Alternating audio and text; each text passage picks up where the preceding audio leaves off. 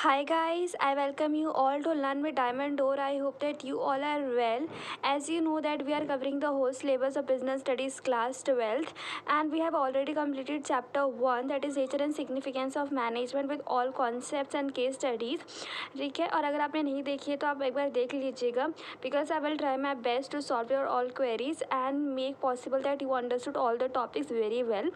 And now we are at the chapter 2, that is principle of management, और इसके अंदर भी हम लोग बहुत सारे topic and case study already cover कर चुके हैं. And now we are going to case study which is again related to the previous topic, right. ठीक है, तो प्रीवियस टॉपिक अगर आपने वीडियोस नहीं देखे तो एक बार आप देख लीजिए, उसी के रिलेशन में ये केस स्टडी है. और अगर आप उसे देख लेते हैं तो आपको केस स्टडी बहुत अच्छे से समझ में आएगी, और अगर आपने पढ़ रखा है तो और भी अच्छी बात है. तो हमने पिछली वीडियो के अंदर नेचर एंड सिग्निफिकेंस और importance of principle of management पढ़े थे, राइट. उसी से रिलेटेड केस स्टडी करेंगे. ठीक है, so start with the first case study. The principle of equity today does not only to the wages alone, value to the customer care for the environment, dealing with the business associate with would all come under the purview of this principle. Today, we find the public sector undertaking, that is PSUs, have developed entire township, as for example, Bhel has developed Ranipur in Haridwar, Uttarakhand. Right, next is that similarly Shri Mahila Griha Udyog Lichit Papad is a famous for its quality papad throughout the world. The organization, which started it with a modest loan of ₹80, now has a turnover of over ₹301 crore. Its exports exceed ₹10 crore. The company has at least 61 branches. The company is synthesis of three core values, namely the concept of the business, the concept of family, the concept of devotion. All its dealing are carried out on a sound and pragmatic footing, production of quality goods and at a reasonable price. Beside, its member sisters donate collectively for good cause from time to time according to their capacity. All the affairs of the institution are dealt with in a manner similar to that of the family, carrying out its own daily household costs.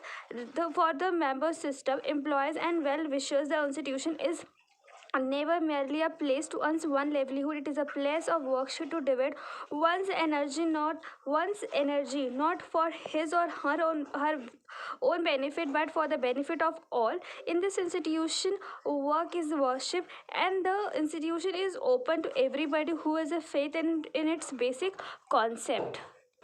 I hope that you are able to understood the case study. जिसको नहीं समझ में उसके लिए मैं explain कर देती हूँ. तो इसमें कुछ भी नहीं लिखा हुआ, यहाँ पे प्रिंसिपल ऑफ इक्विटी की बात की गई है, राइट. कि हाँ, मतलब सबसे पहले प्रिंसिपल ऑफ इक्विटी को मतलब समझाया कि does not apply to wages alone, सिर्फ वेजेस पे अप्लाई नहीं करता.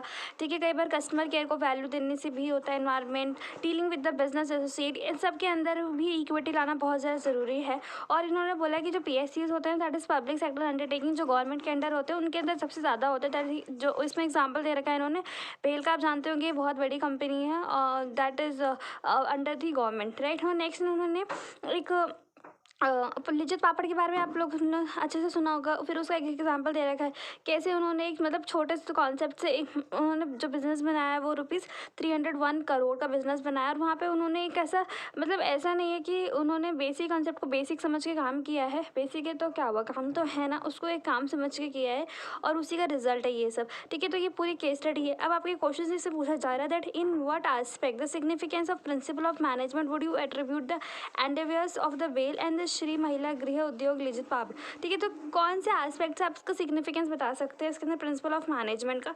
Next is that explain any 4 other points of the significance. और आपको ये जो है ना, जो यहाँ पे आपको सिग्निफिकेंस और प्रिंसिपल ऑफ मैनेजमेंट बताने हैं, वो इन दोनों के रिस्पेक्ट में बताना है जो इन दोनों ने फॉलो कर रखे हैं. और ये केस स्टडी गिवन है तो इसमें से बताने. और जो ये वाले हैं जो 4 बताने हैं वो आपको कोई भी हो सकते हैं. ठीक है ना, apart from the principal of management जो इसके अंदर मेंशन है उसको छोड़ के कोई भी 4 हो सकते हैं, right. So let's discuss the answer. तो जो पहला प्रिंसिपल की बात हो रही है वो यहाँ पे सोशल रिस्पॉन्सिबिलिटी की बात हो रही है, ठीक है। यहाँ पे भी आपने देखा है यहाँ पे क्या लिखा हुआ है, यहाँ पे कस्टमर केयर। कस्टमर केयर कोई भी बिजनेस अपने मन से नहीं करता, ठीक है, अनटिल अनलेस उनका बेनिफिट ना हो रहा हो। लेकिन पब्लिक सेक्टर में माना जाता है कि हाँ यस, गवर्नमेंट जो कंपनीज गवर्नमेंट के अंदर होती है वहाँ पर ज़्यादा टेकिंग केयर होती है, पेंशन स्कीम होती है और अदर बेनिफिट्स होते हैं। बट क्योंकि अब प्राइवेट सेक्टर में भी ये सारी क्या कह सकते हैं फैसिलिटीज़ आ गई हैं। और इसके अंदर जो उद्योग जो लिज्जत पापड़ के बारे में वहाँ पे भी उन्होंने एक सोशल रिस्पॉन्सिबिलिटी से शुरू करा था कि सिर्फ काम करने का अधिकार मेल्स का नहीं है, फीमेल्स का भी है। तो एक तरह से सोशल रिस्पॉन्सिबिलिटी फुलफिल की है। और जो नेक्स्ट है वो 4 ये दे रखे हैं, राइट। इनमें ये 5 दे रखे हैं, आप इसमें से कोई भी 4 लिख सकते हैं।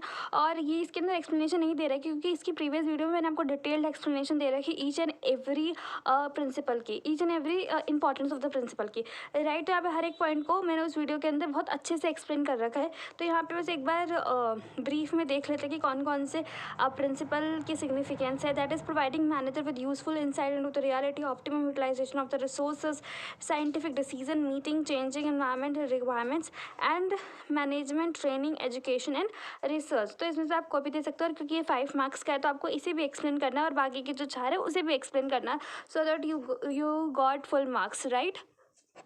Next is that principle of management equip the managers to foresee the cause and effect relationship of their decision and action. As such, the wastage associated with the trial and error approach can be overcome. The principle of management also limit the boundary of the managerial discretion so that their decision may be free from the personal prejudices and biases. For example, in deciding the annual budget for a different department rather than the personal preferences, managerial discretion is bounded by the principle of distribution to organize objective. तो ये हमारी पूरी case study, I hope that you are able to understood, right. और इसको नहीं समझ में आया उसके लिए मैं एक्सप्लेन कर देती हूँ। तो उसमें क्या लिखा हुआ है, जो यहाँ पे प्रिंसिपल ऑफ मैनेजमेंट है ना, वो क्या मैनेजर्स को कॉज एंड इफेक्ट रिलेशनशिप दिखाता है। हमने पढ़ा था इंपॉर्टेंस के अंदर ही मेंशन था कि वो कॉज एंड इफेक्ट रिलेशनशिप के ऊपर फोकस करता है।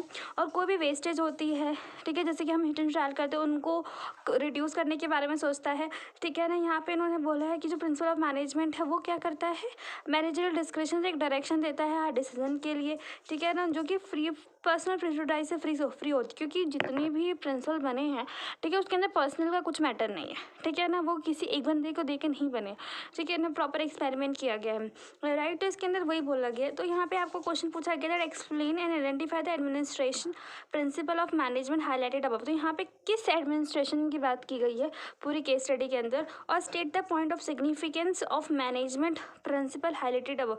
और एक इंपॉर्टेंस की बात की गई तो यहीं से दिख रहा है, ठीक है, किसके बारे में बात की गई है, ठीक है ना। आपको उन दोनों के बारे में लिखना है, एक तो प्रिंसिपल ऑफ मैनेजमेंट ढूंढना है और एक इंपॉर्टेंस देखना है, ढूंढना है, ठीक है ना। तो यहाँ पे आप अच्छे से देख लीजिए कि किसके बारे में बात हो रही है, ठीक है। और आंसर तो दिख नहीं रहा, तो आपको खुद से वीडियो पॉज करनी है और आंसर सोच के या तो कमेंट बॉक्स में लिखना है या तो किसी कॉपी पे लिखिए, ठीक है ना। और इसका आंसर मैं अभी शेयर करती हूँ।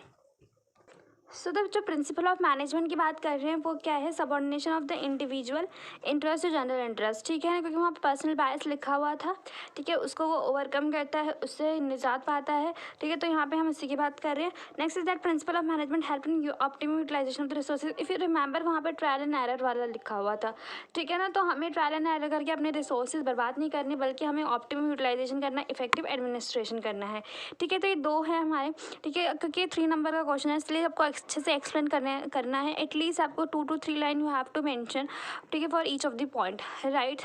और एक बार हम नेक्स्ट केस स्टडी भी देख लेते, that is third is that Gopal, a manager of the ALTD believe that the degree of concentration of authority और it dispersal will depend upon the situation and the circumstances of each enterprise, ठीक है ना। बहुत ही normal सी line लिखी हुई है कि जो भी कंसंट्रेशन होता है अथॉरिटी का या फिर डिस्पर्सल, वो ना किसमें सर्कमस्टांसिस ऑफ ईच एंटरप्राइज पर डिपेंड करता है, ठीक है, सर्कमस्टांसिस पर डिपेंड करता है। तो हमें लिखा हुआ है what characteristic of the nature of the principle of management is highlighted, ठीक है। आपको characteristic of the nature of the principle of management बताना है, ठीक है। characteristic भी हमने previous वीडियो के अंदर ही कंप्लीट किया था। Next is that the principle which principle of management is highlighted over here, और कौन से प्रिंसिपल की बात कर रखा है, ठीक है। तो आपको यही पता चल गया होगा क्योंकि यहाँ पे लिखा हुआ है डिपेंड अपॉन द सिचुएशन, ठीक है, डायनामिज्म फ्लेक्सिबिलिटी की बात कर रहे हैं, ठीक है। क्योंकि ना क्या बोल रहा है इसके अंदर, जो manager believe that the degree of concentration of the authority और disposal will depend on the